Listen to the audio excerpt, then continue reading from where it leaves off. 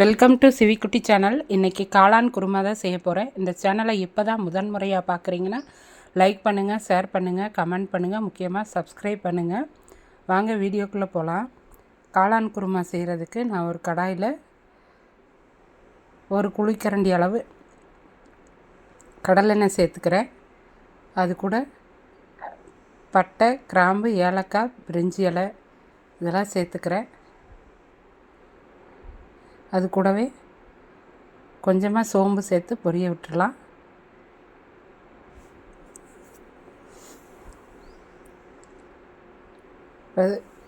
அது கூட ஒரு பல்லாரி வெங்காயத்தை கட் பண்ணி சேர்த்துருக்கேன். ஒரு கொத்து கருவேப்பிலை சேர்த்துருக்கேன்.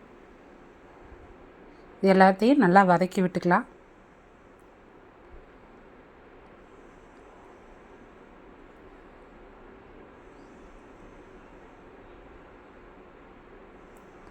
வெங்காயம் நல்லா வதங்கி வரட்டும்.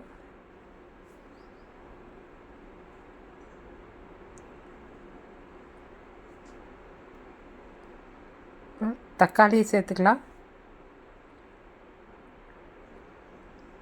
தக்காளி சேர்க்குறதுக்கு முன்னாடி இஞ்சி பூண்டு விழுது ஒரு ஸ்பூன் சேர்த்து வதக்கிக்கங்க. நான் அதை மிஸ் பண்ணிட்டேன், அதனால் நீங்கள் சேர்த்துக்கோங்க. இப்போ இந்த தக்காளி நல்லா மசிஞ்சு வர வரைக்கும் நல்லா வதக்கிக்கலாம்.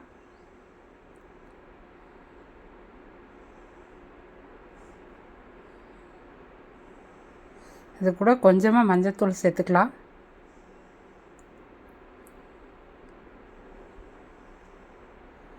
இப்போ இது கூட குழம்பு மிளகாத்தூள் சேர்த்துக்கிறேன் நான். நீங்கள் குருமாவுக்கு வழக்கமாக என்ன பொடி யூஸ் பண்ணணும்னு நினைக்கிறீங்களோ அதை யூஸ் பண்ணிக்கோங்க.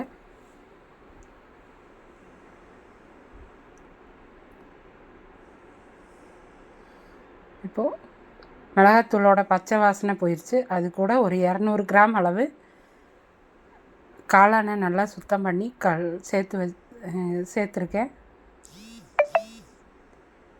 இப்போ இந்த காளானை நல்லா கலந்து விட்டுக்கலாம். காளான் சேர்த்து வதக்கும்போது காளான்லேயே தண்ணி விடும். அந்த தண்ணியிலே கொஞ்ச நேரம் நல்லா வதங்க விட்டுறலாம்.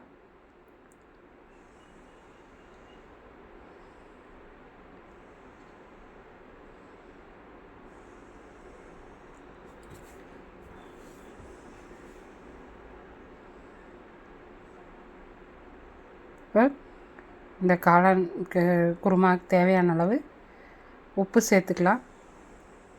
இப்போ காளானில் இருக்கிற தண்ணி கொஞ்சம் கொஞ்சமாக தண்ணி விடுது. கொஞ்ச நேரம் இந்த தண்ணியில் வதங்கட்டும்.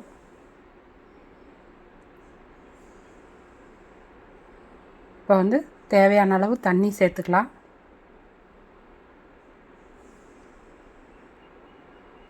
இப்போ தண்ணி சேர்த்ததும் நல்லா கலந்து விட்டு மூடி போட்டு இந்த காளான் நல்லா வேக விட்டுறலாம்.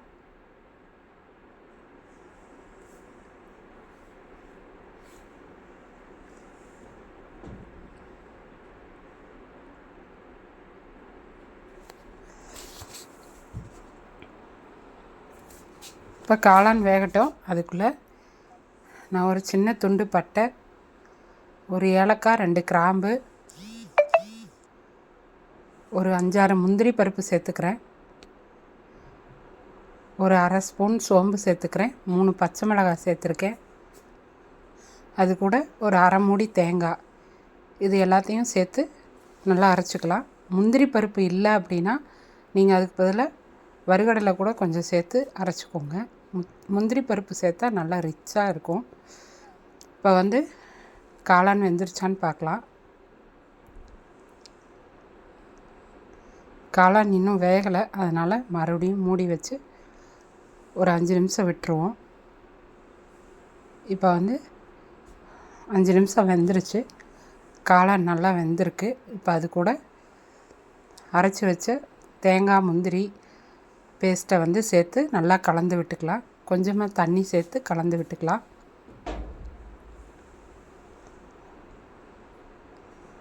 இப்போ தேங்காய் முந்திரி எல்லாம் சேர்த்து ரொம்ப நேரம் கொதிக்க விட வேண்டியதில்லை. நல்லா 2 கொதி வந்ததுக்கப்புறமா ஆஃப் பண்ணிக்கலாம். நல்லா கொதி வந்ததுக்கப்புறமா சும்மா ஒரு 1/4 ஸ்பூன் அளவு கரம் மசாலா சேர்த்துக்கலாம். கடைசியாக கரம் மசாலா சேர்த்துனோன்னா நல்ல ஒரு டேஸ்ட்டு கிடைக்கும்.